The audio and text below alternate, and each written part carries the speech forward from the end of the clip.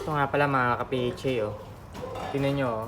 Napakahimbing ng tulog ng ating winter white kahit na nilipat na natin yung lalagyanan nila. Diba? Sa ibang lugar. Tapos siya, inilagay natin sa ibang lalagyan. Tulog pa rin siya. Ayan, oh. Ayan, oh. Natapaktapakan na siya, oh. Oh, diba?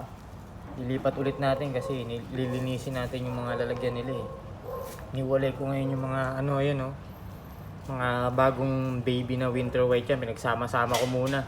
Ayun, nagising na siya. Ayan, o. 1, 2, 4,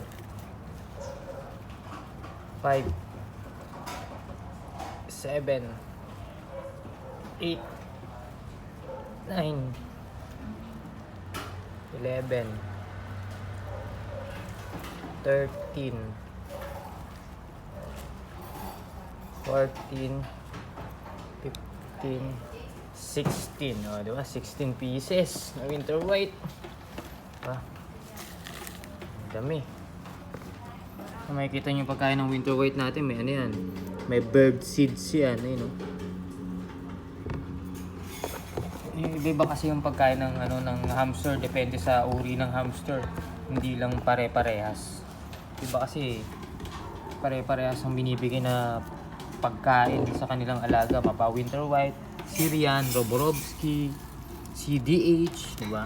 Kakaiba ng pagkain. Kaya nga magkakaiba sila ng species, eh, diba? So, ayan, oh. Winter white. O, sa mga gusto ng winter white, oh, message nyo na lang ako. Diba? Ayan, oh. Dami natin yung bagong hiwalay, oh.